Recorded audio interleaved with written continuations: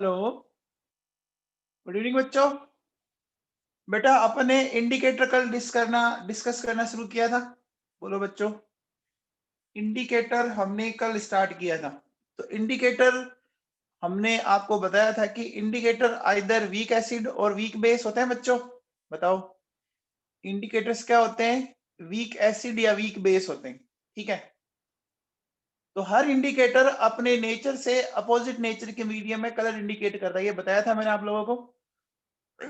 बताओ बच्चों, acidic indicator किस मीडियम में कलर चेंज करेगा? एसिडिक इंडिकेटर बोलो बेसिक मीडियम है, और बेसिक इंडिकेटर एसिडिक मीडियम है ना। तो देखो बच्चों, ये जैसे हमारे पास ये मैंने एक्सप्लेन किया था आप लोगों को, है ना। फिर देखो मैंने एक सिंपल सा एक इंडिकेटर लिया आपके सामने, ये इंडिकेटर लिया मैंने, है ना, HIN। एच ए जैसा ही है ना। तो ये इस तरह से आयनाइज हुआ बच्चों, H प्लस और IN माइनस, है ना, है ना। अब देखो, जब ये एसिडिक इंडिकेटर होता था हमने इसको के ए बोला था, मैं अब इस के के बजाय के आई एन बोल देता हूँ, कोई अलग तो बात नहीं है, बोल सकते हैं बच्चों। अब के आई एन का फॉर्मूला, इसके आयोनाइजेशन कांस्टेंट का फॉर्मूला ये आ जाएगा, H plus I N minus upon HIN। बोलो बच्चों, ये सीखा ना। फिर अगर मुझे इससे पीएच का फॉर्मूला बनाना है, मुझे अगर इससे पीएच का फॉर्मूला बनाना है, तो हमें क्या करना पड़ता है? नेगेटिव लॉग लेना पड़ता है बच्चों, लेना पड़ता है। नेगेटिव लॉग लेके हमने देखा था कि जो माइनस लॉग होता है उसको पी बोलते हैं, तो ये बन गई थी एंडरसन इक्वेशन, ये आया था बच्चों। ऊपर आता है आपका आयोनाइज्ड फॉर्म या कॉन्जुगेट बेस, और नीचे वीक एसिड, ऐसा आया था क्या बच्चों? ये मैं आपको एक्सप्लेन कर चुका हूँ। यहां तक एक्सप्लेन कर चुका हूँ बच्चों? बोलो, कर चुका हूँ क्या? अब देखो बच्चों सुनो, अब अपन बात करते हैं केस फर्स्ट की। देखिए, मान लो मैं क्या कह रहा हूं कि जैसे ये हमारे पास एक इंडिकेटर है HIN, ठीक है। अब देखिए बच्चों, अगर मैं बोलता हूं कि इस इंडिकेटर में इसकी कंसंट्रेशन और IN माइनस कंसंट्रेशन, दोनों की कंसंट्रेशन इक्वल है, समझ में आ रहा है? आपके आयोनाइज्ड फॉर्म और अनआयोनाइज्ड फॉर्म दोनों की कंसंट्रेशन इक्वल है। तो अगर दोनों की कंसंट्रेशन इक्वल है, तो दोनों की कंसंट्रेशन का रेशियो क्या आएगा बच्चों? बताओ, दोनों की कॉन्सेंट्रेशन का रेशियो 1:1 ही आएगा, आएगा। अब मुझे बताओ बच्चों, अगर मैं 1:1 है तो परसेंटेज ऑफ IN माइनस क्या होगी? बताओ, मैं कह सकता हूँ कि 50% होगी, होगी। ये भी 50% हो गया कि नहीं हो गया बच्चों? हो गया है क्या? कैसे?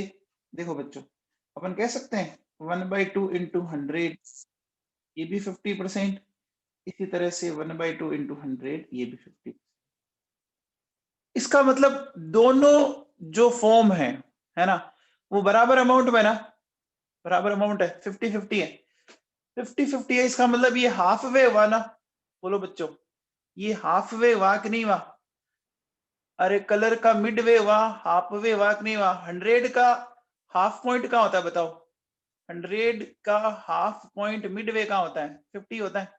तो ये कलर हाफ वे हुआ कि नहीं हुआ? हुआ बच्चों। अब देखो बच्चों, मैं इसको न्यूट्रल स्टेट ऑफ इंडिकेटर भी बोलता हूं। न्यूट्रल क्यों बोला बच्चों? बताओ, 50-50 है ना। अरे कोई भी चीज किसी से ज्यादा नहीं है, बराबर है, दोनों इक्वल अमाउंट है, तो मुझे न्यूट्रल बोलना पड़ेगा ना। अरे न्यूट्रल बोलना पड़ेगा। अच्छा, मैं ये भी कह सकता हूं कि ये जो नॉन वर्किंग स्टेट होगी एक तरह से, ये इंडिकेटर की नॉन वर्किंग स्टेट होगी। नॉन वर्किंग क्यों बोला? अरे तो बोला बच्चों, दोनों ही चीजें आ गई ना हमारे पास, दोनों ही चीजें आ गई, है ना, दोनों का कलर आ गया, तो हम डिसाइड ही नहीं कर पाएंगे ना। अरे डिसाइड नहीं कर पाएंगे ना, बोलो बच्चों। जैसे कोई असेंबली है, उसमें मान लीजिए टोटल 200 सीट्स हैं, ठीक है ना, टोटल 200, और दो अलग अलग पार्टी को 100 सीट्स मिली, तो या किसी को मैंडेट मिला? बोलो, किसी को मैंडेट मिला क्या? बोलो बच्चों, मैंडेट का मतलब क्या होता है? 50% और उससे ज्यादा होना चाहिए ना। अरे बोलो बच्चों, 50% से ज्यादा होना चाहिए ना।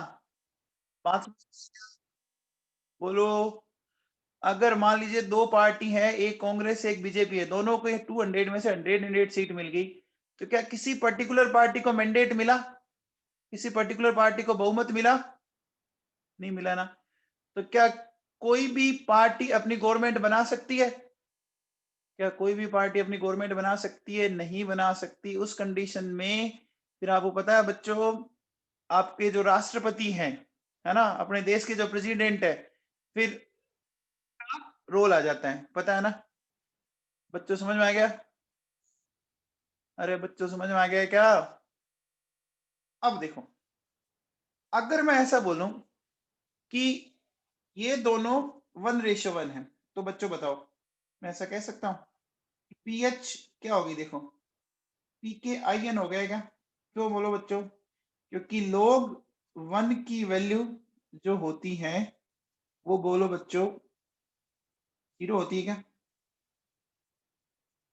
लोग 1 की वैल्यू 0 होती है क्या बच्चों? ये समझ में आ गया? बोलो।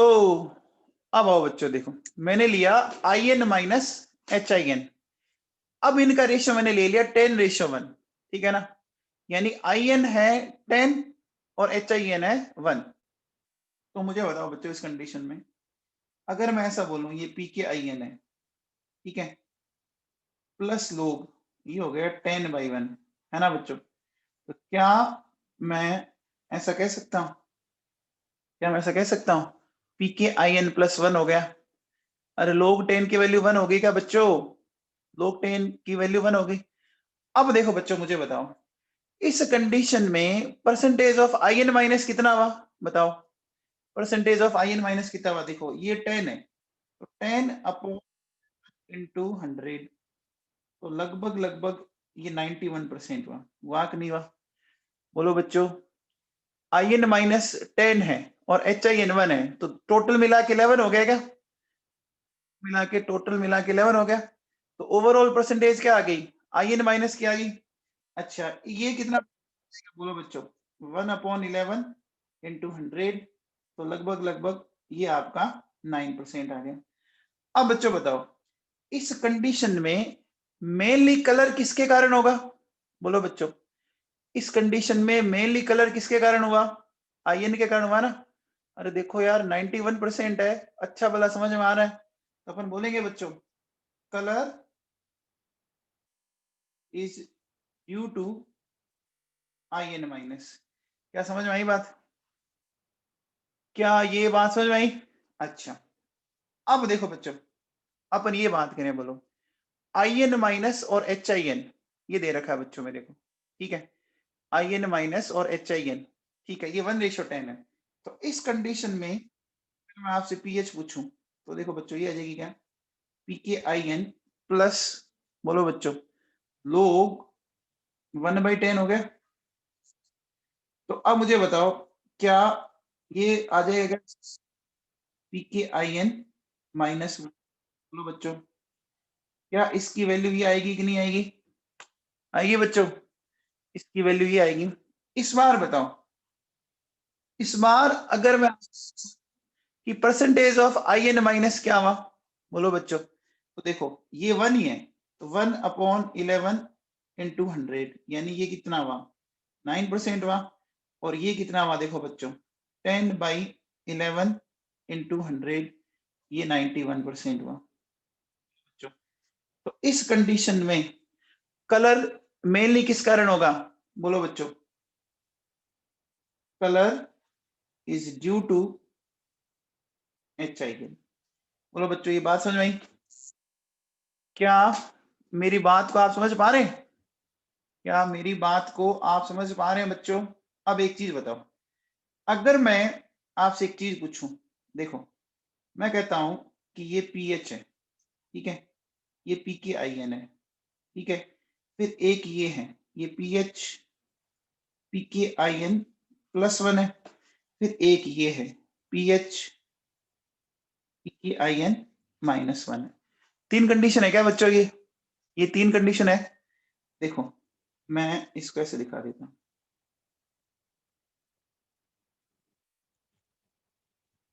ठीक है, ऐसे दिखा सकते हैं बच्चों। अब देखो, इस कंडीशन में क्या था IN माइनस HIN दोनों की कॉन्सेंट्रेशन इक्वल थी। ये बच्चों यहां पर अपन क्या बोलेंगे, IN माइनस HIN की कॉन्सेंट्रेशन का रेशियो क्या था, 10:1 था। और इधर क्या था बोलो बच्चों, मैं ऐसा कह सकता हूं कि IN माइनस और HIN की कॉन्सेंट्रेशन का रेशियो 1:10 है। बोलो बच्चों ये है कि नहीं है? अरे है बच्चों। अब देखो एक बात बताओ बच्चों, अगर मैं आपसे पूछूं कि यहां से यहां पीएच में कितने का चेंज हुआ, बच्चों बताओ, यहां से यहां पीएच में कितने का चेंज हुआ? ये 2 का चेंज हो गया क्या? चेंज हो गया क्या? बोलो बच्चों, हो गया? बात समझ में आई? अरे एक बार पी के आई एन यहां बोलो, अगर मैं इन दोनों पॉइंट्स में बोलूं चेंज इन पीएच, तो क्या ये 2 का पीएच चेंज है क्या, है कि नहीं है? अरे डिफरेंस ले सकते हो क्या? डिफरेंस लोगे तो 2 आ जाएगा क्या? अब मुझे बताओ ये जो चेंज है, तो क्या इस पीएच चेंज पर आपका, मुझे बताओ, कलर कंप्लीटली चेंज हो गया क्या? कलर कंप्लीटली चेंज हो गया क्या? बोलो बच्चों, हो गया ना? देखो बच्चों इस साइड कलर किसके कारण है, इस साइड कलर आपका इसके कारण है ना बच्चों? जो ज्यादा इसके कारण है ना, इसके कारण है, HIN के कारण। और इस साइड इसके कारण है कि नहीं है? तो बोलो बच्चों कलर में कंप्लीट चेंज हो गया कि नहीं हो गया? अरे हो गया। मैं ऐसा बोलूं, देखो बच्चों ये HIN है, ठीक है, ये ऐसे जा रहा है H प्लस IN माइनस।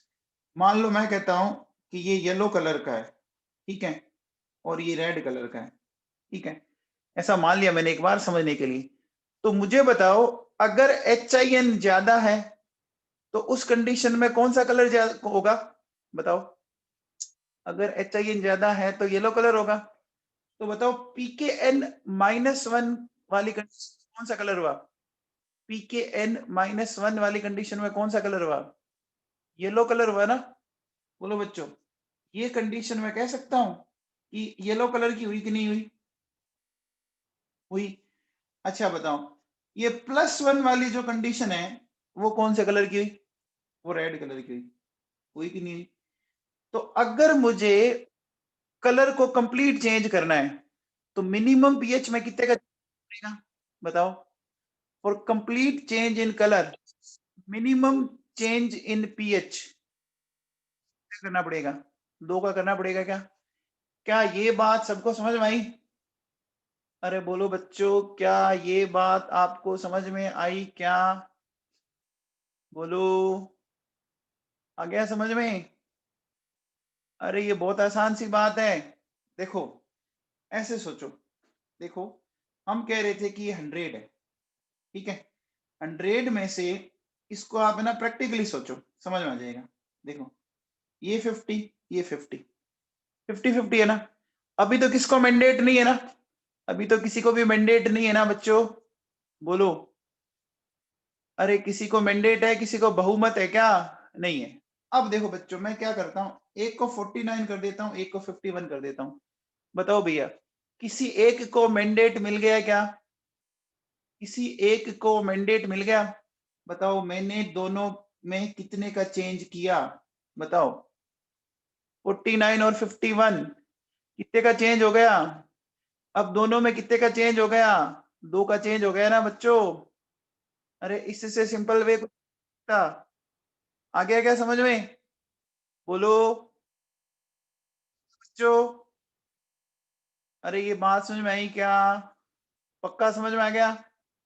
आ गया क्या? तो ये क्वेश्चन बच्चों एग्जाम में आता है, ध्यान रख लेना, ठीक है ना? तो मुझे एक चीज बताओ, यहाँ पे एक पॉइंट लिखा हुआ है कि minimum change in pH for complete change in colour, है ना? बोलो minimum change in pH for complete change in colour. बोलो बच्चों ये क्या होगा? ये 2 होगा, ये इंपॉर्टेंट है। ये समझ में आया क्या? ये बच्चों समझ में आ गया क्या सबको? अरे बच्चों क्लियर हो गया ना? सबको ना, ठीक है। चलो अब ये क्वेश्चन बताओ बच्चों, विश्वजीत वापस ज्वाइन कर ले बेटा, वापस ज्वाइन कर ले। हाँ जी, ये क्वेश्चन बताइए बच्चों, ये क्वेश्चन दे रखा है, एन एसिड बेस इंडिकेटर, आपको इसका KIN दे रखा है, the acid and base form indicator are red and blue in colour respectively. Calculate change in H plus ion concentration to change the indicator from 75% red to 75% blue. आपको 75% red से उसको 75% blue कर देना है, तो H प्लस आयन कॉन्सेंट्रेशन में कितने का चेंज करना है? कौन बताएगा, कैसे करेंगे इस क्वेश्चन को, कौन बताएगा?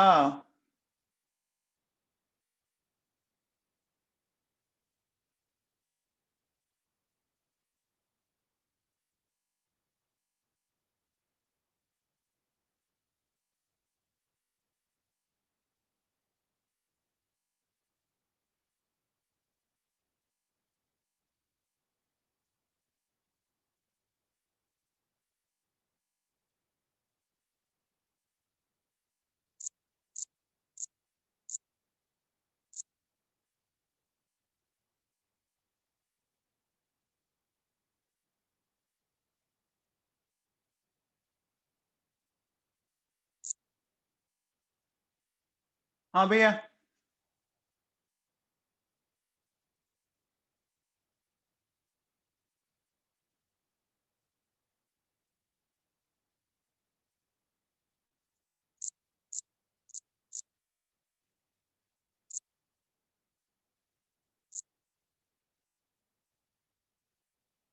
देखो बच्चों कैसे करेंगे, ध्यान दीजिए, इसको अगर हमें करना है तो हम कैसे कर सकते हैं, अगर मुझे इसको करना है,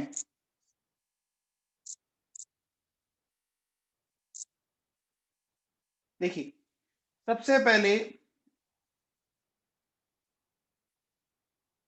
ये ऐसे है बच्चों, ये क्या मैं इसको ऐसे लिख सकता हूँ, इसको ऐसे लिख सकता हूँ बच्चों, इस इंडिकेटर को इस तरह से लिख सकता हूँ, सकता हूँ।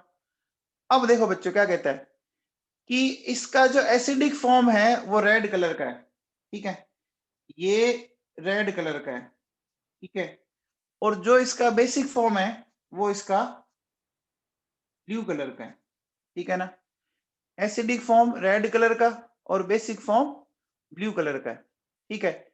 तो पहले कंडीशन में क्या है कि वो 75% रेड है, ठीक है, तो बताओ बच्चों, अगर पहली कंडीशन में आपका 75% रेड है तो ब्लू फॉर्म कितना हुआ, बोलो बच्चों, 25% हो गया क्या, हो गया, अच्छा।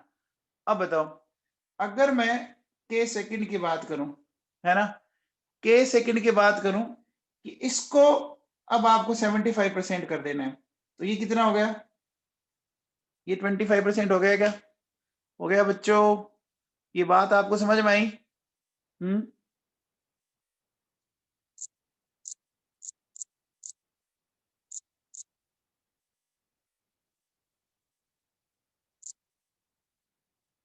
आई क्या?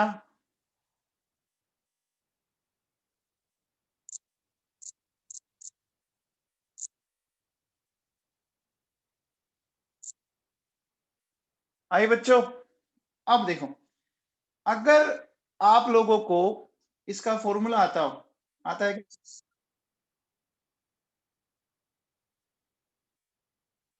H plus I N minus HIN, ऐसा लिखते, यहां से बताओ बच्चों, क्या मैं H प्लस ऐसा लिख सकता, KIN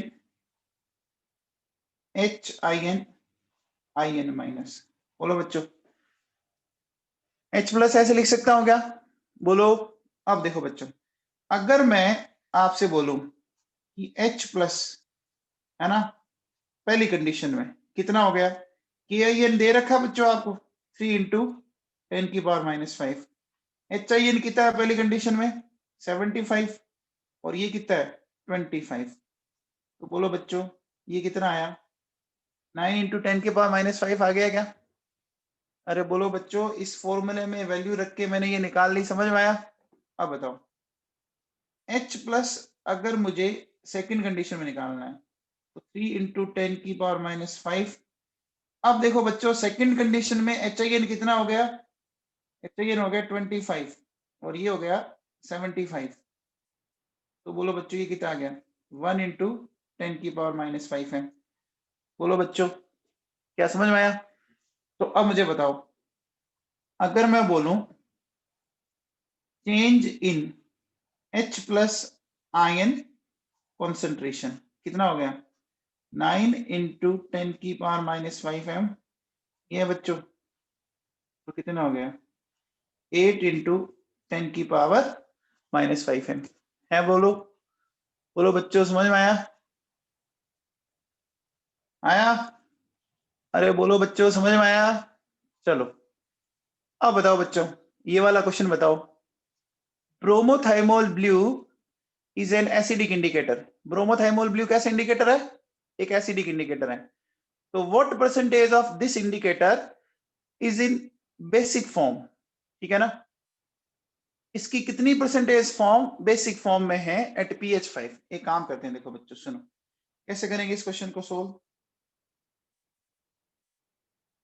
हमने ऐसा लिख दिया बच्चों, H प्लस IN माइनस। तो बच्चों बताओ, बेसिक फॉर्म का मतलब मैं कह सकता हूं कि ये इसकी बेसिक फॉर्म है। बोलो बच्चों, IN माइनस इसका बेसिक फॉर्म हुआ कि नहीं हुआ? हुआ बच्चों। और ये इसकी एसिडिक फॉर्म हुई बच्चों। अब देखो बेटा, क्या मैं इसका KN ऐसे लिख सकता हूं? H plus IN minus upon HIN कर सकता हूं? अब मुझे बताओ बच्चों, इसका KN कितना गिवन है? 6 इंटू 10⁻⁵ गिवन है। H प्लस आयन की कॉन्सेंट्रेशन कौन बताएगा? बताओ, H प्लस आयन की कॉन्सेंट्रेशन कितनी है? दिख रहा है क्या? देखो बच्चों, आपको pH गिवन है, इस क्वेश्चन में pH गिवन है बच्चों, pH गिवन। तो pH अगर गिवन है 5, तो H प्लस आयन कॉन्सेंट्रेशन कितनी होगी? 10⁻⁵ होगी क्या? हो गई बच्चों। तो आप मुझे बताओ, ये IN माइनस और ये HIN हो गया, यहां से कैंसिल आउट हो गया। हो गया बच्चों। तो आप मुझे बताओ कि IN माइनस और HIN का रेशियो 6/1 आ गया क्या? 6/1 आ गया। तो देखो बच्चों, क्या कह सकते हैं, परसेंटेज ऑफ बेसिक फॉर्म। बोलो बच्चों कितना हो जाएगा? 6/7 इंटू 100, यानी ये आ गया आपका 85.7%। बोलो बच्चों, ठीक है क्या? अरे समझ में आ गया क्या? आ गया? चलो बच्चों, अब ये बताओ, ये वाला क्वेश्चन बताओ बच्चों। N acid base indicator having pKa 5.45, ठीक है ना? एक इंडिकेटर है, उसका pKa दे रखा है, इसका मतलब वो इंडिकेटर कौन सा है? एसिडिक है या बेसिक है बच्चों, बताओ। वो इंडिकेटर कैसा है? pKa दे रखा है, ए दे रखा है, तो एसिडिक हुआ ना। अरे pKa दे रखा है, देखो ए क्या कहता है? At what concentration ratio of sodium acetate to acetic acid would the indicator represents a colour half way. बच्चों कलर हाफ वे का मतलब समझते हो आप? Colour half way, mid point, इसका मतलब क्या हुआ कि उस इंडिकेटर की आयोनाइज्ड फॉर्म और अनआयोनाइज्ड फॉर्म दोनों क्या होनी चाहिए? अरे बोलो बच्चों, आयोनाइज्ड फॉर्म और अनआयोनाइज्ड फॉर्म दोनों इक्वल होनी चाहिए क्या? होनी चाहिए। देखो बच्चों, कैसे करेंगे इसको सोल्व। देखिए, pH equals to pKIN plus log IN minus upon HIN, क्या ऐसा कह सकता हूं? अब देखो, अब हमें क्या कह रहा है, हमें एक चीज बतानी है बच्चों, देखो सुनो। इसने बोला है कि कलर हाफ वे, तो कलर हाफ वे है, तो इस कंडीशन में देखो pH कितनी आ जाएगी? ये तो इसने इंडिकेटर का 5.45 दे रखा है, log 1/1, पीएच कितनी होगी? पीएच होगी क्या 5.45? बोलो बच्चों 5.45 पीएच होगी क्या? आप मुझे बताओ, अगर आपको इंडिकेटर का हाफ वे चाहिए तो इतनी पीएच चाहिए कि नहीं चाहिए? बोलो बच्चों। अरे मैं ऐसा बोलूंगा क्या? कलर हाफ वे मीन्स, है ना, both form of indicator should be present in equal amount. बोलो बच्चों, दोनों जो फॉर्म है वो इक्वल अमाउंट में होनी चाहिए? होनी चाहिए कि नहीं होनी चाहिए? होनी चाहिए। अरे इक्वल फॉर्म होनी चाहिए। तो अपन ऐसा कह सकते हैं कि it means pH should be 5.45, है ना। हमें इतनी पीएच चाहिए। अब मुझे बताओ, ये आप एक चीज बताओ, क्या ये समझ पा रहे हो आप कि आपसे पूछ रहा है एसिटिक एसिड और सोडियम एसिटेट। तो एसिटिक एसिड और सोडियम एसिटेट, इन दोनों का मिक्सचर क्या होगा? Acetic acid and sodium acetate, इन दोनों का मिक्सचर क्या होगा? एक बफर हुआ क्या? अरे बोलो बच्चों, acetic acid and sodium acetate का जो मिक्सचर है वो बफर हुआ क्या? तो देखो बच्चों, फॉर एसिडिक बफर क्या कह सकता हूं मैं?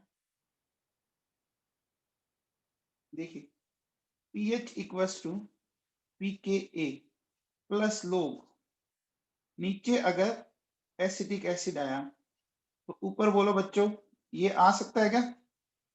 अरे ये आ सकता है क्या बच्चों? आ सकता है। अब मुझे बताओ, पीएच चाहिए आपको 5.45। अच्छा, आप मुझे बताओ, पीके ऑफ एसिटिक एसिड गिवन है क्या? पीके ऑफ एसिटिक एसिड गिवन है, देखो बच्चों लास्ट में यहाँ कितना 4.75, है ना, प्लस लोग, हमें इनका रेशियो चाहिए बच्चों, ठीक है ना। बोलो बच्चों, अब बताओ, जब मैं इनका डिफरेंस लूंगा तो ये आया बच्चों मेरे पास 0.7 आ गया। तो आप मुझे बताओ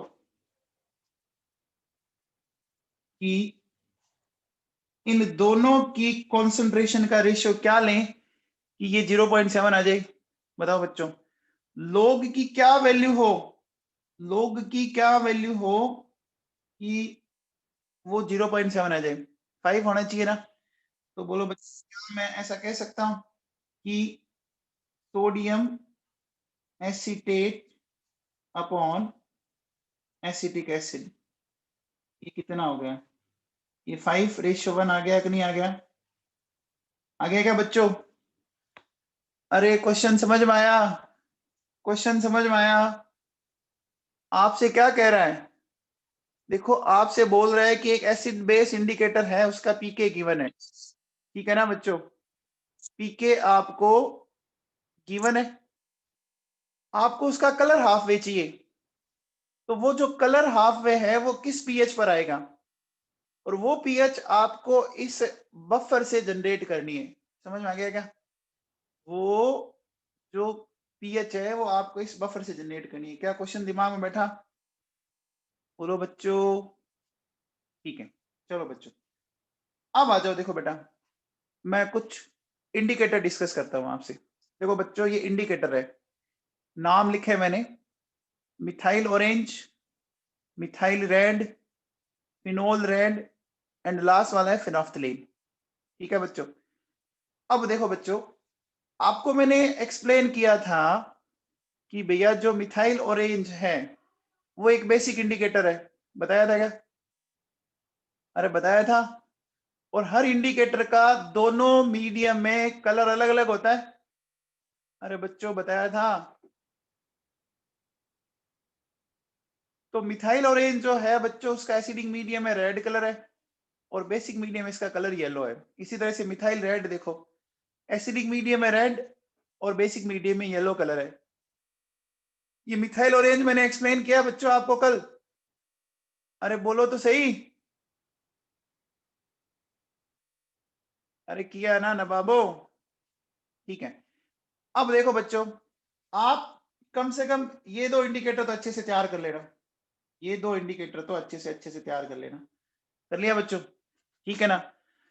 अब देखो, इनकी एक वर्किंग पीएच रेंज है। वर्किंग पीएच रेंज का मतलब समझते हैं आप? वर्किंग पीएच रेंज का मतलब वो पीएच जिसमें ये अपना कलर चेंज करते हो, वो पीएच रेंज जिसमें ये अपना कलर चेंज करते हो। तो बच्चों ये प्रैक्टिकली निकाला हुआ है, 3 से 4.5, 4.2 से 6.2, 6.2 से 8.2 और 8.2 से 10.2। ठीक है बच्चों।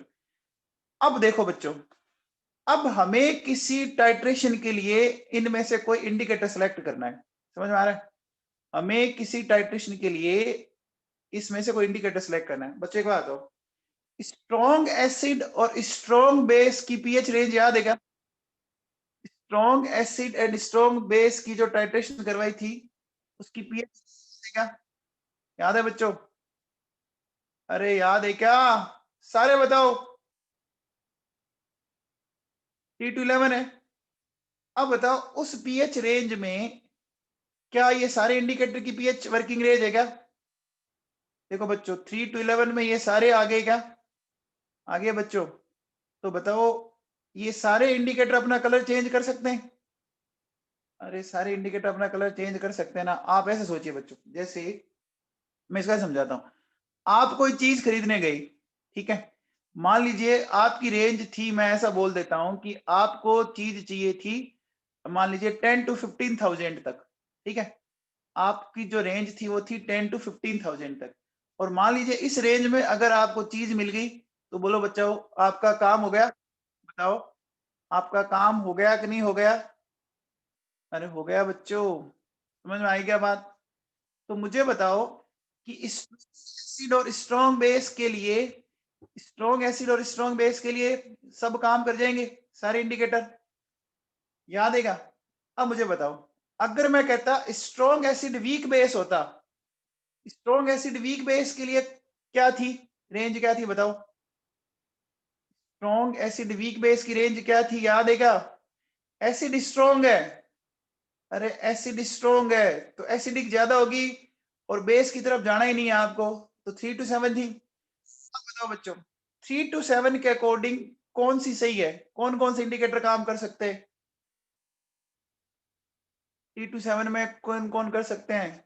बोलो बच्चों। पहले दो अच्छे से कर सकते हैं, पहले दो अच्छे से कर सकते हैं। थर्ड वाला तो मुश्किल है क्योंकि इसकी पीएच रेंज एग्जैक्ट नहीं आ रही, नहीं आ रही ना। अरे बच्चों समझ में आया?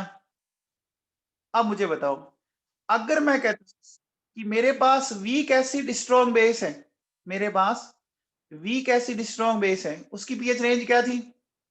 उसकी पीएच रेंज क्या थी? 7 to 11 थी। तो बोलो बच्चों कौन कौन काम कर सकते हैं?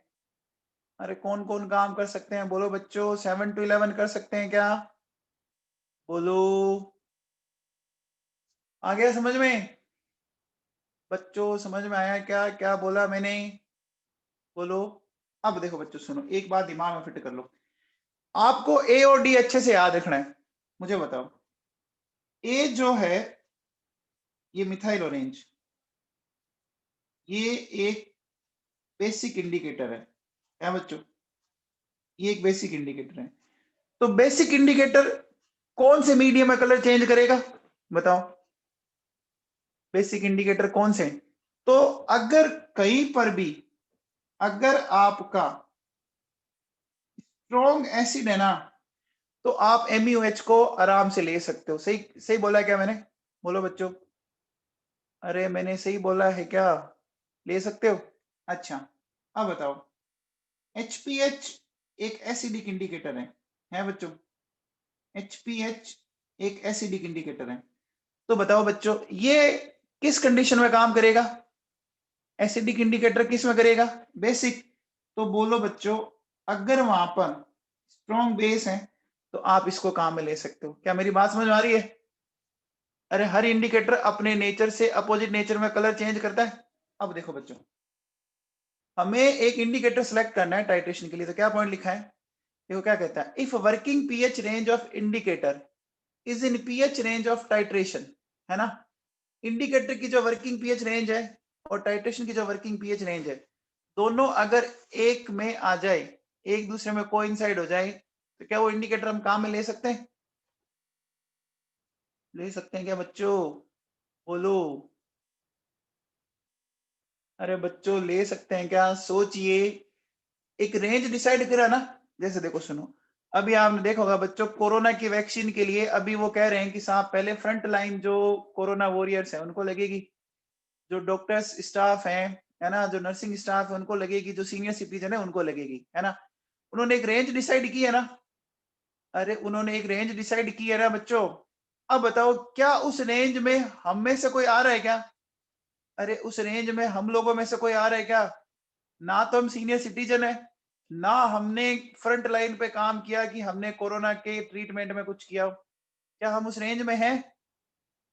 अरे हम उस रेंज में है क्या? नहीं है ना। आगे बात सुने। अच्छा सोचो, अभी हमारी क्लास में मान लीजिए कोई ऐसा बंदा होता, है ना, मान लीजिए कोई एक डॉक्टर होता, तो वो उस रेंज में आता? अरे उस रेंज में आता कि नहीं आता? आगे क्या बात समझ में? बोलो बच्चों। अब देखो बच्चों सुनो, जैसे देखो ये एसिड बेस टाइट्रेशन है ना। अब देखो बच्चों ये एसिड बेस टाइट्रेशन है। क्या ये मैं टाइट्रेशन पढ़ा चुका हूं? क्या मैं ये टाइट्रेशन आपको पढ़ा चुका हूं क्या? पढ़ा चुका हूं बच्चों, ठीक है। आप बताओ स्ट्रॉन्ग एसिड और स्ट्रॉन्ग बेस की पीएच रेंज यही आई थी क्या? स्ट्रॉन्ग एसिड स्ट्रॉन्ग बेस की पीएच रेंज यही आई थी, 3 to 11। याद है क्या? देखो हमने इसकी रेंज बताई थी आपको। ये देखो बच्चों, ये ग्राफ बनाया पड़ा आपके सामने, बनाया था क्या? अरे बोलो बच्चों, ये ग्राफ बनाया था क्या? है ना। तो अब देखो बच्चों 3 to 11 के अकॉर्डिंग, 3 to 11 के अकॉर्डिंग अगर आप देखो तो सारे इंडिकेटर उसमें आ जाएंगे ना। सारे इंडिकेटर उसमें आ जाएंगे क्या बच्चों? बोलो। तो मैं क्या कह सकता हूं कि all indicators can be used, कह सकते हैं। अब आओ देखो बच्चों, अब यहाँ एसिड स्ट्रॉन्ग है बच्चों। यहाँ पर एसिड जो है वो स्ट्रॉन्ग है बोलो बच्चों। तो अगर एसिड स्ट्रॉन्ग है तो हमें मिथाइल ऑरेंज तो काम में लेना ही लेना है। अरे लेना है। और 3 से 7 के अकॉर्डिंग देखो बच्चों कौन कौन से काम आ गए। मिथाइल ऑरेंज मिथाइल रेड काम आ गए क्या? अरे आगे क्या? बोलो।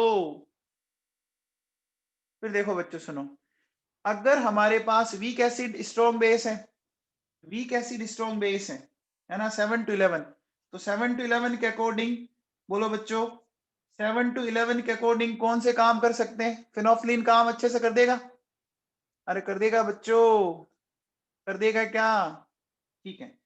अब देखो बच्चों, वीक एसिड वीक बेस की बात करें, वीक एसिड वीक बेस की बात करें तो इसकी पीएच रेंज देखो बहुत ही छोटी है। कितनी है बच्चों, दिख रहा है आपको? कितनी आ रही है बताओ? 6.5 से 7.3। ये पीएच रेंज बहुत ही छोटी है ना बच्चों। ये पीएच रेंज निहायत ही छोटी है, लेस देन 1 है ना डिफरेंस। बोलो बच्चों 6.5 to 7.3 ये लेस देन 1 है। जब रेंज बहुत ही छोटी है तो हमारे लिए इंडिकेटर का सिलेक्शन क्या हो जाएगा? रेंज जब बहुत ही छोटी है तो हमारे लिए इंडिकेटर का सिलेक्शन क्या हो जाएगा? अरे डिफिकल्ट हो जाएगा ना बच्चों। बात समझ आई? तो जनरली हम ऐसी टाइट्रेशन को लेबोरेटरी में परफॉर्म करते नहीं है। क्या समझ में आया? क्या ये समझ में आया बच्चों? बोलो। अब देखो बच्चों सुनो, हमने ये बोला, लेकिन अगर मान लीजिए आप उस रेंज के अकॉर्डिंग जाते हो, उस रेंज के अकॉर्डिंग अपन कौन सा यूज ले सकते हैं? उस रेंज के अकॉर्डिंग हम फिनोल रेड को ले सकते हैं क्या? वो जो छोटी सी रेंज है देखो, 6.5 to 7.3, 6.5 to 7.3, तो क्या मैं फिनोल रेड को यूज ले सकता हूँ? अरे ले सकता हूँ क्या? 6.5 to 7.3 ले सकते हैं, मतलब काम चला सकते हैं। वैसे ये करनी नहीं चाहिए आपको टाइट्रेशन। अब देखो बच्चों सुनो, क्या लिख रहा है? PH range of weak acid versus weak base titration is very small, लिखा हुआ है। तो selection of an appropriate indicator is very difficult, so this titration is not performed in laboratory। क्या ये लाइन समझ में आई? अरे बोलो बच्चों, ये लाइन समझ में आई क्या? आई? बोलो बच्चों। चलिए अब देखो बच्चों, इक्विवेलेंस पॉइंट या एंड पॉइंट क्या होता है बच्चों, जानते क्या? वो पॉइंट जहां पे रिएक्शन खत्म हो गई, एंड पॉइंट या इक्विवेलेंस पॉइंट। आपने कभी मूवी देखी है? मूवी के लास्ट में क्या आता है बच्चों? लास्ट में क्या लिखा आता है स्क्रीन के ऊपर? अरे जब मूवी खत्म हो जाती है तो दी एंड लिखा आता है। मूवी खत्म, पैसा हजम हो गया बच्चों। तो वही बात यहां है कि किस कंडीशन में आपकी रिएक्शन क्या होगी, कंप्लीट हो गई, उसको अपन एंड पॉइंट बोलते हैं। अब एंड पॉइंट पर बच्चों पीएच 7 आए, ऐसा हमेशा जरूरी है क्या? अरे ऐसा हमेशा जरूरी है क्या? नहीं है। वो डिपेंड करेगा कि आपने कौन सी टाइट्रेशन की है। अब बताओ बच्चों, स्ट्रॉन्ग एसिड और स्ट्रॉन्ग बेस दोनों ही स्ट्रॉन्ग है ना, तो इस कंडीशन में पीएच 7 आ जाएगी क्या? आ जाएगी। अब बताओ, स्ट्रॉन्ग एसिड वीक बेस, अब बताओ। तो बच्चों इस कंडीशन में पीएच लेस देन 7 आएगी। अब बताओ, वीक एसिड स्ट्रॉन्ग बेस, अब बताओ इस कंडीशन में आपकी ग्रेटर देन 7 आएगी। अब देखो बच्चों, दोनों ही वीक हैं, दोनों ही वीक है, तो कुछ भी हो सकती है ना, 7 से थोड़ी ज्यादा भी हो सकती है और 7 से कम भी हो सकती है, हो सकती है, और 7 के बराबर भी हो सकती है, हो सकती है ना? अरे बोलो बच्चों, हो सकती है ना? बोलो, है ना? ये क्या करेगा, it depends upon K A and K B value of weak acid and weak base. बोलो बच्चों, डिपेंड करेगा, करेगा बच्चों। अब देखो बेटा, जब आपने टाइट्रेशन बढ़ी थी, याद है क्या? तो टाइट्रेशन में जैसे ही हमने बच्चों 49, फिर 49.9, फिर 50, फिर 50.1, फिर आपने देखा होगा 51, इन पॉइंट्स के आसपास पीएच में जो चेंज है वो अब्रप्ट, तेजी से पीएच चेंज आ रहा था क्या? आ रहा था क्या बच्चों? बोलो, आपका पीएच चेंज बहुत तेजी से आ रहा था क्या?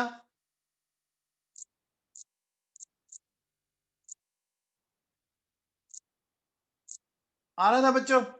अब मुझे बताओ, जब पीएच में अब्रप्ट चेंज आ रहा था, तो जो इंडिकेटर है उसका इक्विलिब्रियम एक पर्टिकुलर डायरेक्शन में शिफ्ट होगा। अगर इंडिकेटर है तो उसका इक्विलिब्रियम पर्टिकुलर डायरेक्शन में शिफ्ट होगा ना। मान लो वो रैपिडली आपका, मान लीजिए एसिडिक से बेसिक में चल जा रहा है, मान लो पहले पीएच एसिडिक थी और अचानक से वो बेसिक में चली गई, तो बताओ, अगर कोई एसिडिक इंडिकेटर होगा तो वो फॉरवर्ड चला जाएगा ना। बोलो बच्चों, मैं क्या कह रहा हूँ, समझ पा रहे हो मेरी बात? ध्यान से सुनना। देखो, मान लो मैं ये कहता हूँ ये एक एसिडिक इंडिकेटर है, समझना अच्छे से, ठीक है? कौन सा इंडिकेटर है ये? एसिडिक इंडिकेटर है ना बच्चों।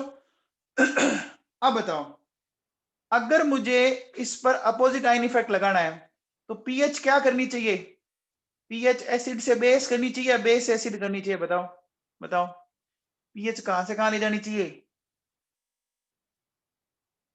अरे एसिड टू बेस ले जानी चाहिए ना। देखो ये H प्लस है बच्चों, तो अगर आपने इसको एसिड से बेसिक की तरफ लेके गए तो क्या इक्विलिब्रियम फॉरवर्ड शिफ्ट हो जाएगा क्या? अरे इक्विलिब्रियम फॉरवर्ड शिफ्ट हो जाएगा क्या, अपोजिट आयन इफेक्ट के कारण? अब सोचो, अगर वो बेसिक से एसिडिक हो गई, बोलो बच्चों, अगर वो बेसिक से एसिडिक हो गई तो ये किधर शिफ्ट हो जाएगा? तो ये बैकवर्ड चला जाएगा क्या? अरे लाइन समझ में आ गई? लाइन का मीनिंग समझ में आ गया? आ गया बच्चों? ठीक है साहब।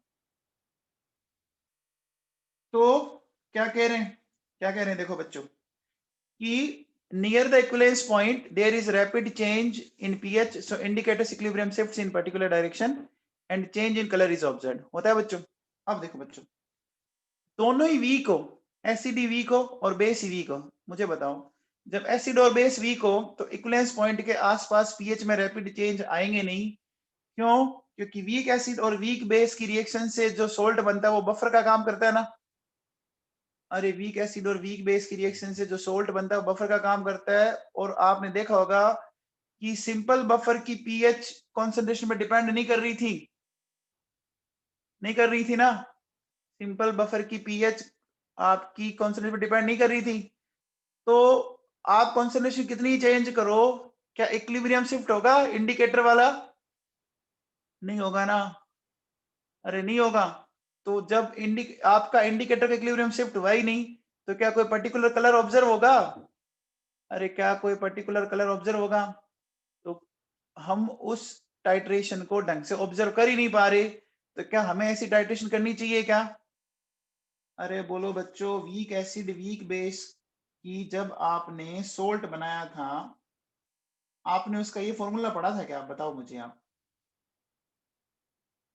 ये फॉर्मूला पढ़ाया था क्या? बताओ। 7 प्लस हाफ ऑफ पी के माइनस हाफ ऑफ पी के बी। इसमें कहीं पर भी कॉन्सेंट्रेशन सी आ रही है क्या? इसमें कहीं पर भी कॉन्सेंट्रेशन सी आ रही है क्या? नहीं आ रही है ना। तो कॉन्सेंट्रेशन चेंज करने से कोई पीएच में चेंज होगा क्या? नहीं होगा ना। अब पीएच में चेंज नहीं हुआ तो क्या इंडिकेटर के इक्विलिब्रियम कहीं शिफ्ट होगा, किसी पर्टिकुलर डायरेक्शन में जाएगा? नहीं जाएगा। अब बताओ, क्या कलर में कोई चेंज ऑब्जर्व होगा? कलर में कोई चेंज ऑब्जर्व होगा? नहीं होगा, नहीं होगा ना भाई लोगों। अब जब कलर में चेंज ऑब्जर्व नहीं हुआ तो फिर मतलब ही नहीं है। समझ में आ गई बात? बोलो, आ गया? अब देखो बच्चों, ये क्वेश्चन बताओ, select best indicator for titration of 20 ml of 0.02 m acetic acid with 0.02 m NaOH। बताओ। हम इंडिकेटर का मतलब हम पॉइंट ढूंढना चाह रहे हैं, इंडिकेटर का मतलब हम कौन सा पॉइंट ढूंढना चाहते हैं? इक्विवेलेंस पॉइंट ना। अरे इक्विवेलेंस पॉइंट ढूंढना चाहते हैं क्या? बोलो, चाहते हैं? चाहते हैं क्या? तो इक्विवेलेंस पॉइंट पे दोनों के मिलीमोल बराबर होंगे तभी आएगा ना। अरे इक्विवेलेंस पॉइंट पे दोनों के मिलीमोल, देखो बच्चों सुनो कैसे। हमारे पास ये बच्चों एसिटिक एसिड है, ये NaOH है, ठीक है। इन दोनों की रिएक्शन से ये मिला सोडियम एसिटेट प्लस वाटर मिल गया। अब देखो बच्चों, हमें दे रखा है क्या?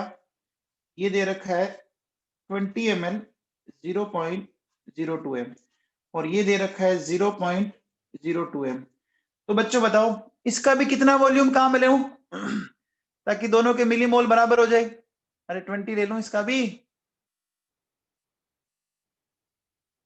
ठीक है। अब देखो बच्चों, मुझे बताओ इनके मिलीमोल कितने हो गए? इनके मिलीमोल हो गए बच्चों 20 इंटू 2 इंटू 10 की पावर -2, यानी कितने हो गए? अपन कह सकते हैं ये आ गए क्या बच्चों? अरे दोनों के मिलीमोल बराबर आ गए क्या? दोनों के मिलीमोल बराबर आ गए। अब देखो ये बच्चों, मैं कह सकता हूं ये बिफोर रिएक्शन है। आफ्टर रिएक्शन देखो बच्चों, ये खत्म हो जाएंगे 0 0। तो बोलो बच्चों, ये 0.4 मिलीमोल बन गया क्या? सोडियम एसिटेट का 0.4 मिलीमोल बन गया। अब मुझे बताओ बच्चों, अगर मैं आपसे बोलूं कि मिलीमोल ऑफ सोडियम एसिटेट वो है 0.4, और टोटल वॉल्यूम कितना हो गया बच्चों? 40 है क्या? दोनों का 20-20। अब देखो बच्चों, आप बताओ इसकी कॉन्सेंट्रेशन ये आ जाएगी? आ जाएगी क्या बच्चों? 10 की पावर -2 आ गई?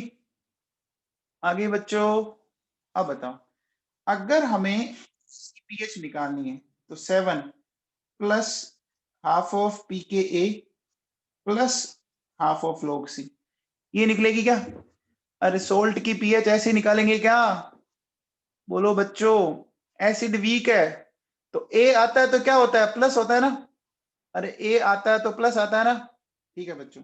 अब देखो क्या करोगे, 7 प्लस हाफ पी के गिवन है 4.74 प्लस हाफ है बच्चों। तो अब मुझे बताओ, अगर मैं बोलूं क्या हो गया, ये देखो बेटा 7 प्लस 2.37 और ये हो गया बच्चों देखो -2/2 log 10, तो ये आया 9.37 -1, यानी मेरे पास आया 8.37 आया बच्चों।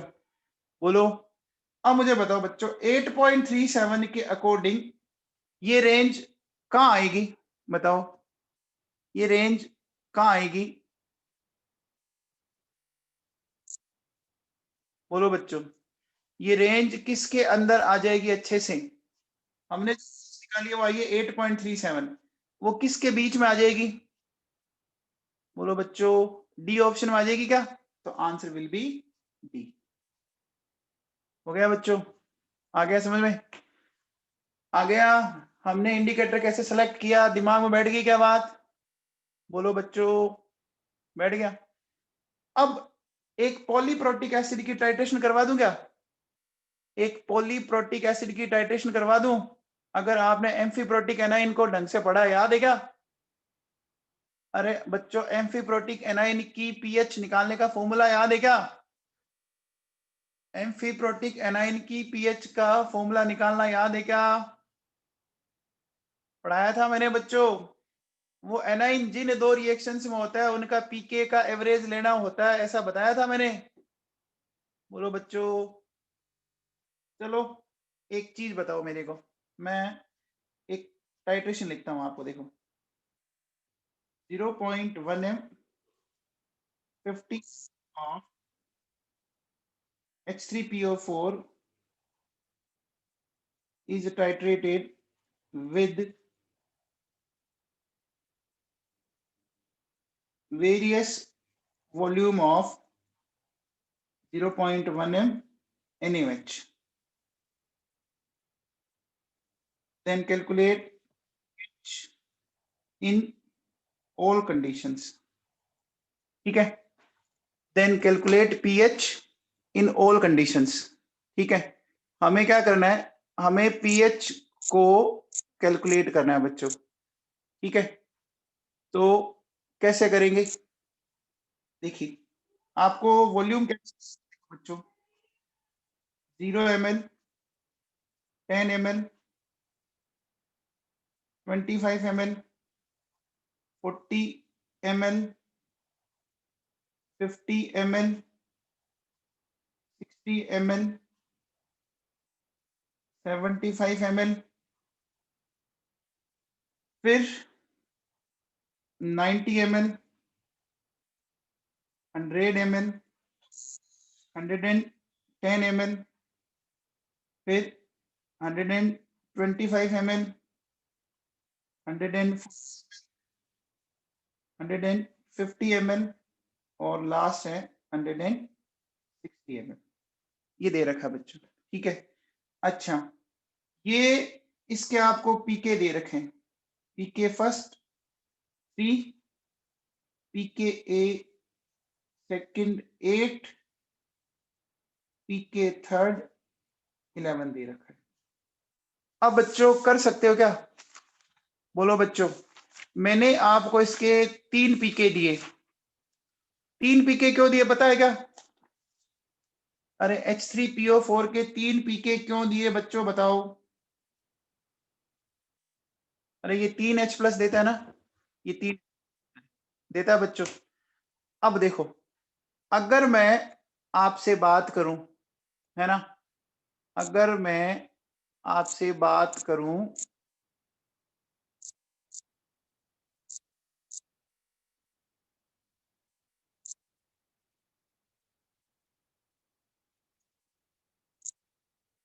देखिए क्या करना है हमें, कि सबसे पहले हमने बच्चों ये लिया H3PO4, ठीक है।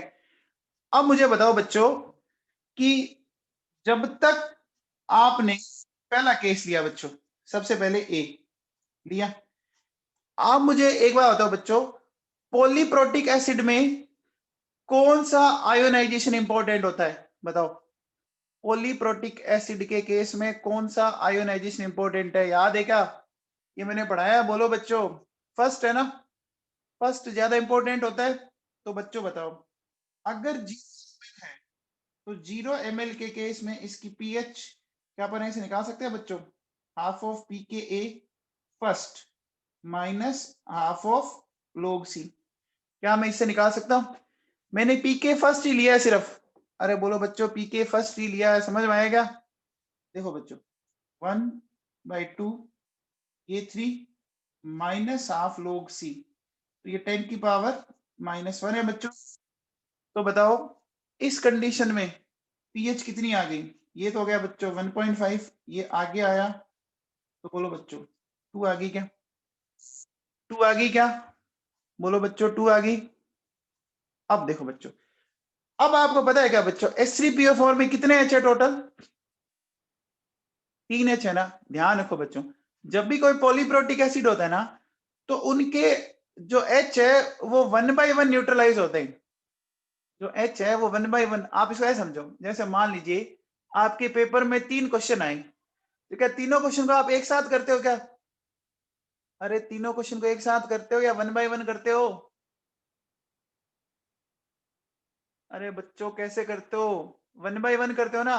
पहले एक क्वेश्चन किया खत्म, फिर अगले पे जाओगे, फिर अगले में जाओगे, ऐसे ही करोगे ना?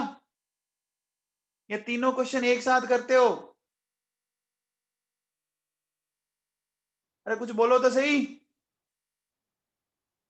अब देखो बच्चों सुनो, मान लीजिए मैंने लिया बच्चों 10 ml लिया बच्चों। अगर मैंने 10 ml लिया तो देखो बच्चों, ये मेरे पास H3PO4 है, ये NaOH है। तो मुझे एक बात बताओ बच्चों, इस कंडीशन में इसका एक H न्यूट्रलाइज होगा ना? इसका एक H न्यूट्रलाइज करें अपन, बोलो बच्चों। तो देखो एक H न्यूट्रलाइज करें तो मैंने NaH2PO4 बना दिया, मैंने NaH2PO4 बना दिया क्या? अब देखो बच्चों, आप मुझे बताओ H3PO4 के मिलीमोल कितने हैं? बताओ H3PO4 के मिलीमोल कितने हैं? 5 है क्या? है बच्चों? अरे 5 है ना, ये देखो बच्चों है। और मुझे बताओ NaOH के कितने हो गए? NaOH के कितने हो गए? 10 ml और 0.1, तो 1 हो गया क्या? हो गया बच्चों। अब बताओ, क्या आप इस वीक एसिड का इनकम्प्लीट न्यूट्रलाइजेशन कर रहे हो? क्या आप इस वीक एसिड का इनकम्प्लीट न्यूट्रलाइजेशन कर रहे हो? तो क्या बनेगा? अरे बफर बनेगा क्या? 5 - 1 1 - 1, ये 1 बन गया, बन गया। तो बोलो बच्चों, मैं कह सकता हूं कि ये एक एसिडिक बफर बन गया, बन गया क्या?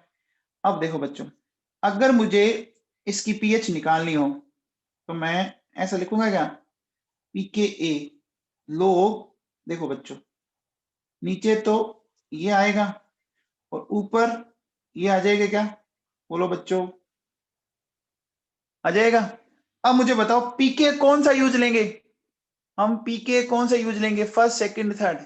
अरे अभी पहला क्वेश्चन ही कर रहे हैं ना, तो फर्स्ट यूज लेंगे। तो देखो बच्चों, ये हो गया 3 प्लस log 1/4 हो गया बच्चों।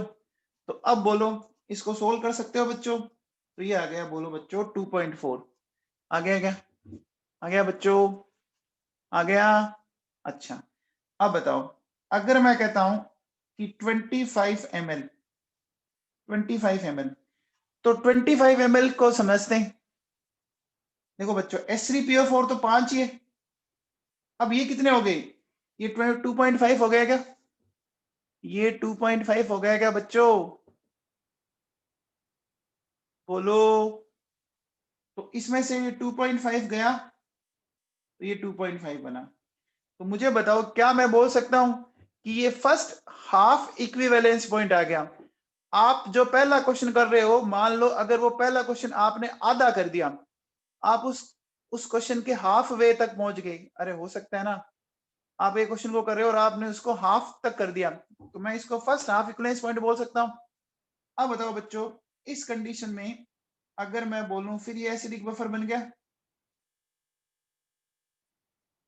अब बताओ इसकी पीएच क्या आएगी? ये आ जाएगी बच्चों 3 प्लस log ये 2.5 2.5, तो इसकी pH 3 आ गई क्या? आ गई बच्चों। अब आओ बच्चों नेक्स्ट मैं कहता हूं कि मेरे पास है 40 ml है बच्चों। 40 ml के केस में देखो बच्चों क्या हुआ, ये तो 5 थे, अब NaOH कितना हो गया? 4 हो गया क्या? अब NaOH 4 हो गया क्या? तो ये सोल्ट भी कितना बना? सोल्ट कितना बनेगा? 4 बनेगा क्या? अरे बोलो तो सही यार, 4 बना बच्चों। अब देखो बच्चों, इस कंडीशन में अगर आप pH निकालोगे तो 3 प्लस लोग 4/1, तो देखो बच्चों ये आ गई क्या? 3.6 आ गई। बोलो, है ना? बोलो। अब देखो बच्चों, फिर देखिए नेक्स्ट अगर मैं बोलूं 50 ml, तो 50 ml के केस में देखो बच्चों, ये भी 5 ये भी 5, दोनों 5 हो गए क्या? बोलो बच्चों, दोनों 5 हो गए, तो 5 पूरे गए, तो ये 5 बन गया बच्चों। अब मुझे बताओ बच्चों, अगर ये 5 बन गया तो क्या अब ये एक एसिडिक बफर है क्या? अरे बोलो बच्चों, क्या एक एसिडिक बफर है क्या? नहीं है। अब देखो, 0 ये 0 ये 5, अगर आपको याद हो तो ये मिल गया, देखो बच्चों NaH2PO4 याद है? ये NaH2PO4 जो है, ये बोलो बच्चों, ये एक एम्फीप्रोटिक एनाइन है, याद है क्या? ये एक एम्फीप्रोटिक एनाइन है। इसकी पीएच निकालना सिखाया था मैंने आप लोगों को, बताऊं? इसकी पीएच निकालना मैंने कहीं सिखाया था आप लोगों को, देखो कहाँ सिखाया था आप लोगों को, बताता हूं मैं, 1 मिनट रुको।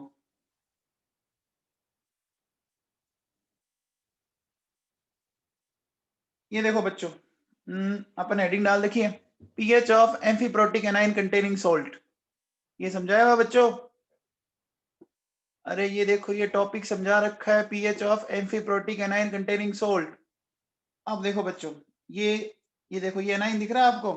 ये एनाइन H2PO4-1 दिख रहा है आपको? मैंने क्या फंडा बताया था कि वो एनाइन जिन दो रिएक्शंस में दिखे, ये देखो यहाँ पे देखो बच्चों, ये NaH2PO4, ये दिख रहा है NaH2PO4, तो जिस में दिखता है उन दोनों का एवरेज ले लेना होता है। लिखा हुआ है क्या? अरे लिखा हुआ बच्चों, समझा रखा है ना मैंने, समझा रखा है। तो बच्चों आप मुझे बताओ, ये पहली दो इक्वेशन में रह रहा है, H2PO4- पहली दो इक्वेशन में रह रहा है, यानी पीके फर्स्ट और पीके सेकंड काम आएगा ना? कौन कौन सा पीके काम आएगा? पीके फर्स्ट एंड पीके सेकंड। बच्चों पढ़ा करो घर पे। तो देखो बच्चों, अब इस कंडीशन में अगर मैं पीएच निकालूं तो क्या होगा? पीके फर्स्ट सेकंड डिवाइडेड बाय 2 होगा बच्चों। तो हमें क्या करना पड़ेगा? बोलो बच्चों, 3+8 डिवाइडेड बाय, इसकी पीएच आ गई 5.5, आ गई क्या? बोलो बच्चों, यहां तक समझ में आया? अरे बोलो बच्चों, आप में से बहुत से बच्चे तो पढ़ते भी नहीं है ढंग से घर पे, रेगुलर नहीं है वो। अब देखो बच्चों, 50 के बाद अगर मैं लेता हूं 60 ml, ठीक है? अब 60 ml को कैसे, क्या मैं इस 60 ml को इस दो पार्ट में तोड़ सकता हूं क्या? 60 ml को मैं ऐसा लिख सकता हूं बच्चों, 50+10 लिख सकता हूं। अब मुझे बताओ बच्चों, 50 ml तक तो आपको ये मिल गया। अरे 50 ml तक तो आपको NaH2PO4 मिल गया। अब अगले जो बचे हुए 10 ml है, वो क्या करेंगे बच्चों? अब बताओ, वो जो बचे हुए 10 ml है, अब वो दूसरे H को न्यूट्रलाइज करना शुरू करेंगे क्या? बोलो बच्चों, ये बात समझ पा रहे हो आप? अरे 60 ml को मैं 50+10 लिख सकता हूं, लिख सकता हूं, लिख सकता हूं। तो देखो बच्चों, अब दूसरे H की बारी आनी शुरू होगी। तो 50 तक ये 5 बना था क्या? 50 तक ये 5 बना था क्या? और ये 1 बच गया, तो अब बताओ, ये गया, ये गया, बन गया बच्चों। अब बताओ, यहां इसमें और इसमें दोनों में एक एच का डिफरेंस है क्या? इन दोनों में एक एच का डिफरेंस है बच्चों, तो क्या बफर बन गया? क्या बफर बन गया?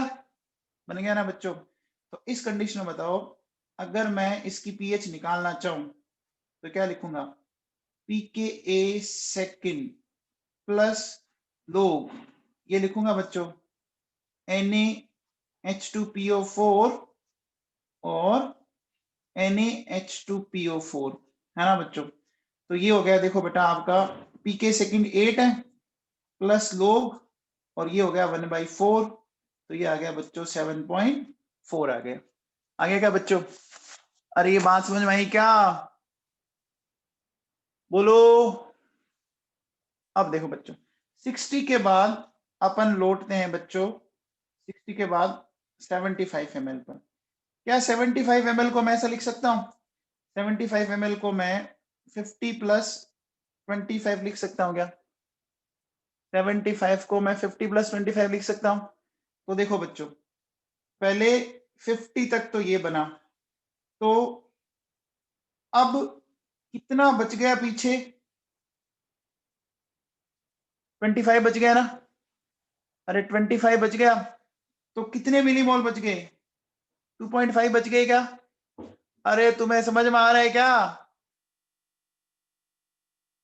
कुछ समझ में आ रहा है कि नहीं आ रहा? अरे ये ऐसे ही ढीले पड़े हैं यार। देखो बच्चों, ये हो गया। तो आप मुझे बताओ, अब मुझे बताओ, मैं ऐसा कह सकता हूं कि ये सेकंड हाफ इक्विवेलेंस पॉइंट आ गया। सेकंड हाफ इक्विवेलेंस पॉइंट आ गया बच्चों। क्या मैं इसको ऐसा बोल सकता हूं? पीएच, देखो पी के सेकंड प्लस लोग, अब आप सीधा सीधा फॉर्मूला तो मैंने ऊपर लिखा ही था, मैं ऐसा कर सकता हूं बच्चों, देखो यहाँ पर 8 प्लस लोग 2.5, 2.5, बोलो बच्चों 8 आ गई क्या? इस कंडीशन में पीएच 8 आ गई।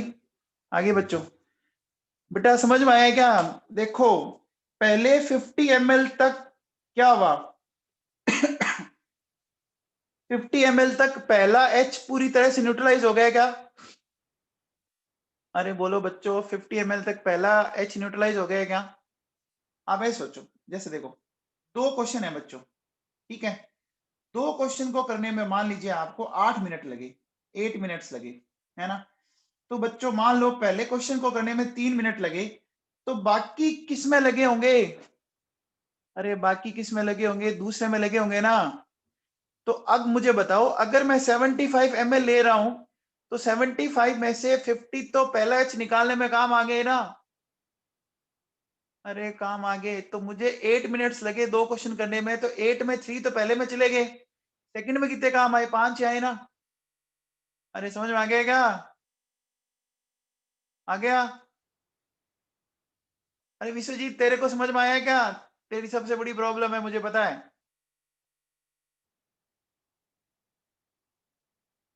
आ गया क्या समझ में? हाँ भैया। अब बताओ 75 ml हो गया, 75 के बाद नेक्स्ट क्या है? 90 ml है। क्या मैं इसको ऐसे तोड़ सकता हूं? क्या मैं इसको ऐसे तोड़ सकता हूं? अब बताओ बच्चों, अगर मैं इसको ऐसे ले लेता हूं,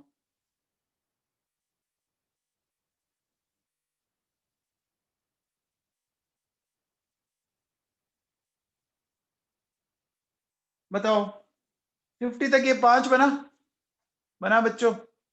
अब इसके ये 4 हो गए, ये चले गए बच्चों। बताओ, अब बताओ क्या आ जाएगी पीएच?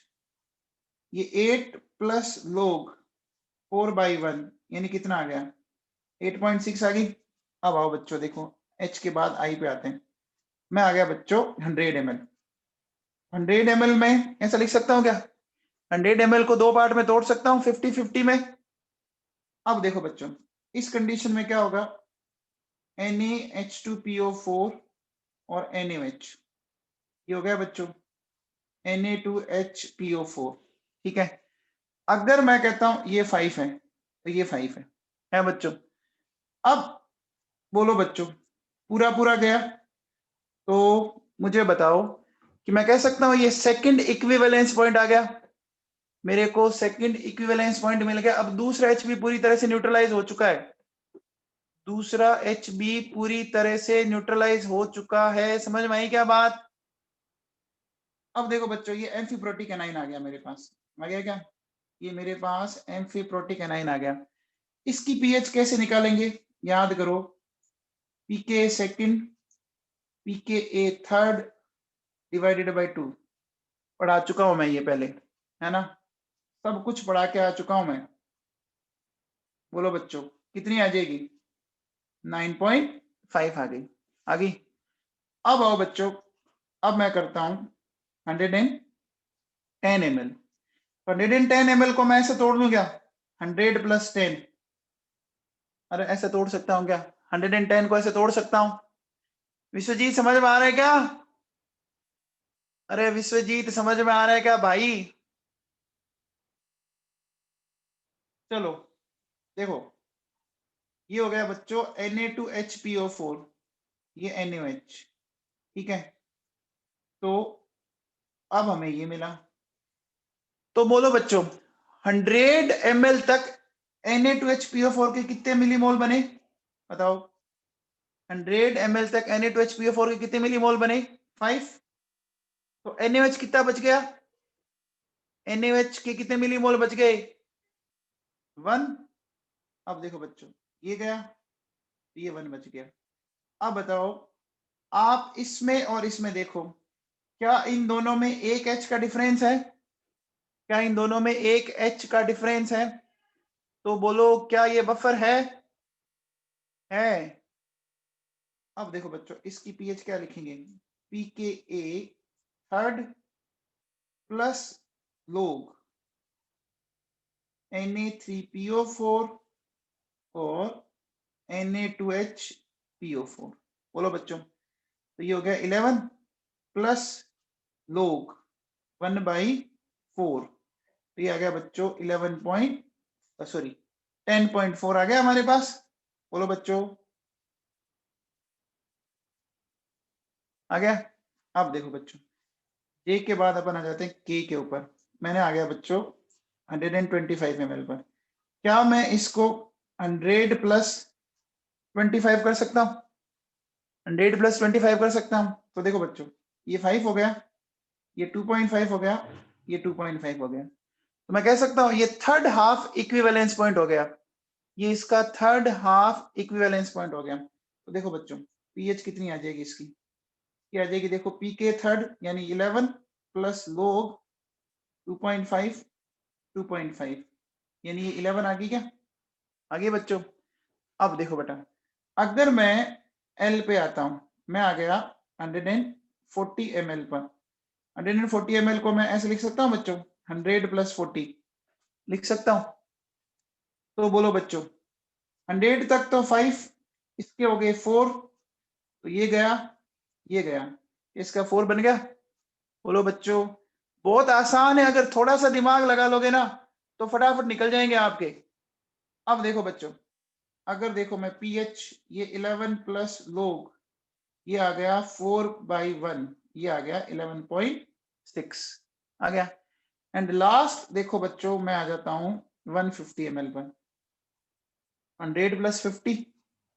तो अब देखो बच्चों, हमारे पास ये है Na2PO4 और NaOH, ये है Na3PO4, तो ये भी 5, ये भी 5, पूरी तरह से न्यूट्रलाइज हो गया बच्चों।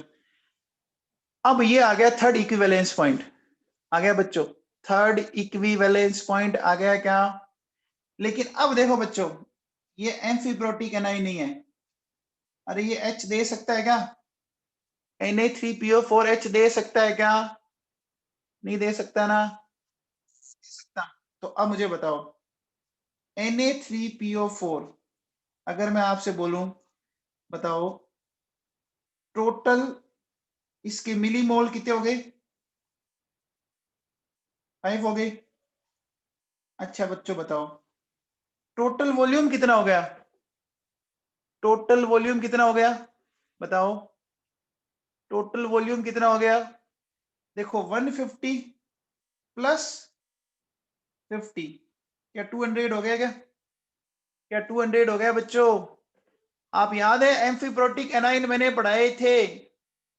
अरे Na3PO4 में कोई H नहीं है, ये H दे नहीं सकता। तो अब बताओ अगर मैं बोलूं कि कॉन्सेंट्रेशन ऑफ Na3PO4, ये आ गई क्या बच्चों? 5 अपॉन ये आ जाएगा 200। तो देखो बच्चों मैं इसको ऐसा लिख सकता हूँ 1/40, यानी मैं लिख सकता हूँ बच्चों 40 की पावर -1। इस कंडीशन में अगर आपको पीएच निकालनी है तो आप ऐसे लिखेंगे बच्चों 7 plus half of pK⁻³ plus half of log C, ये लिखेंगे क्या? अरे बोलो बच्चों वीक एसिड जब होता है तो ऐसे लिखोगे क्या? वीक एसिड की पीएच का फॉर्मूला ऐसा आता है। अब देखो बच्चों 7 प्लस हाफ, ये पीके कितना है 11, हाफ log 40 की पावर -1, तो 7 प्लस ये हो गया 5.5 माइनस log 40 की वैल्यू बताओ। 40 को लिख सकते हैं बच्चों 4 × 10, तो 1.6 लिख सकते हैं भैया। तो देखिए ये हो गया बच्चों 12.5 माइनस 0.8, तो बोलो बच्चों ये कितना आ गया? 11.7 आ गया क्या? 11.7 आ गया बच्चों? आ गया। 150 ml पर बच्चों मैं 100 + 50 कर सकता हूं ना? 150 ml पर मैं 100 + 50 कर सकता हूं। तो अब देखो बच्चों क्या हुआ कि Na2HPO4 था वो आपका 5 बना था भैया, ठीक है? आपका बना था बच्चों 100 तक और ये बच गया 5, पूरी तरह से न्यूट्रलाइज हो गया।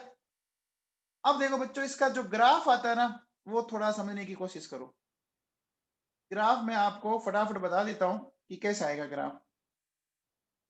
इसका ग्राफ देखिए बच्चों, अभी 5 मिनट में छोड़ते हैं आपको। देखिए ये इस तरह से चला, देखो बच्चों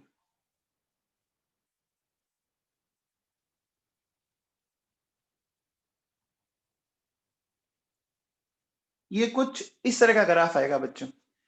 अब मुझे बताओ बच्चों इसमें मैंने कितने हॉरिजॉन्टल प्लेन ले रखे? देखो एक, ये 2, है ना, ये 3 ऐसा ले रखे हैं बच्चों, ठीक है? और यहां से तो फिर वो एक्सिस ऑफ बेस हो जाएगा बच्चों ऐसे, ठीक है? तो मुझे बताओ बच्चों आपको याद है क्या जो हॉरिजॉन्टल पॉइंट होता है, हॉरिजॉन्टल लाइन का पॉइंट, वो उसका जो मिड पॉइंट होता है वो किसको बताता है बताओ? हॉरिजॉन्टल लाइन का जो मिड पॉइंट होता है वो किसको बताता है? हाफ इक्विवेलेंस पॉइंट को बताता है ना। तो मैं ऐसा कह सकता हूं कि ये मान लो, अच्छा अब ये देखो इन पॉइंट को अपन अलग कलर से दिखा देते हैं, दिखा दें। ये फर्स्ट, फिर देखो बच्चों इसको दिखा दिया मैंने, ये इस तरह से दिखा दिया, फिर मैंने इसको ऐसे दिखा दिया, दिखा दिया। मैं इन पॉइंट को ऐसे बोल देता हूं, देखो A B C D E F ऐसे बोल दिया। तो देखो बच्चों ए मुझे मिला 25 पर, ये 50 पर, 75 पर, 100, 125 एंड 150, ये मिला, ये पॉइंट्स मिले थे बच्चों। बोलो इधर हमने ले लिया बच्चों वॉल्यूम ऑफ NaOH ले लिया, इधर मैंने ले ली बच्चों पीएच। अब देखो बच्चों सुनो, सबसे पहले अगर मैं आपसे इस पॉइंट पर पीएच पूछूं, इस पॉइंट को मान लो एक्स है, तो इस पॉइंट एक्स पर पीएच हमने किससे निकाली थी याद है क्या? पॉइंट एक्स पर हमने पीएच निकाली थी, बोलो बच्चों half of pKa first minus half of log C निकाली थी क्या? अरे जब तक हमने कुछ ऐड नहीं किया था तो वीक एसिड ही था। हाँ भैया। अब देखो अगर जैसे ही मैं पॉइंट ए पर आया, पॉइंट ए पर आते ही फर्स्ट हाफ इक्विवेलेंस पॉइंट आ गया था क्या? पॉइंट ए पर आते ही फर्स्ट हाफ इक्विवेलेंस पॉइंट आ गया था क्या?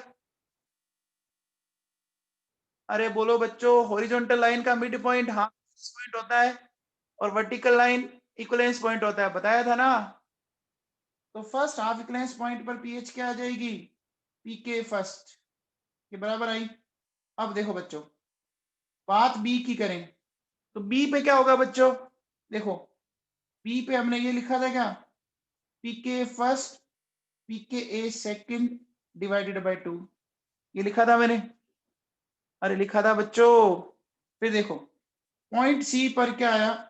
पीएच आई थी बच्चों पीके ए सेकंड के बराबर। फिर देखो बच्चों, जो आपका डी पॉइंट है, डी पर आई थी बच्चों पीके A second P K A third, है ना बच्चों, डिवाइडेड बाई 2 आई थी, आई थी बच्चों। फिर देखो ई पर अगर बात करें अपन, है ना, पॉइंट ई पर, तो ई पर आया था बच्चों पीएच आ गया था पीके ए थर्ड के बराबर आया था। फिर देखो बात एफ की करें तो एफ पर आई थी पीएच आपकी 7 plus half of P K A third plus half of log C आई थी बच्चों, ये बताया मैंने आप लोगों को। और इसके बाद अगर आप आगे चलते हो, मान लो आगे पॉइंट, तो क्या हो जाएगा? Excess of NH. देखो बच्चों, आपने एक चीज देखी, अगर एक एक एच होता है तो एक हॉरिजॉन्टल और एक वर्टिकल लाइन आई थी ना। अरे बोलो बच्चों, अपन ने थोड़े दिन पहले जब अपन ने ग्राफ बनाया था तो एक सिंपल एक ही लाइन आई थी, देखो ये इस तरह की आई थी ना, उसमें एक एच था। इसमें टोटल एच कितने हैं? इसमें टोटल एच कितने थे? 3 थे। तो 3 बारी हॉरिजॉन्टल एंड 3 बारी वर्टिकल लाइन आई बच्चों। आगे बात समझ में? बोलो बच्चों, ठीक है। तो बच्चों ये चैप्टर आपका खत्म है ना, ये चैप्टर आपका खत्म है, ठीक है। कल से अपन नया टॉपिक स्टार्ट करेंगे। अब अपन इनऑर्गेनिक केमिस्ट्री पढ़ेंगे एक बार, hydrogen, S block, P block, ये करेंगे अपन डिस्कस, ठीक है। हो गया बच्चों?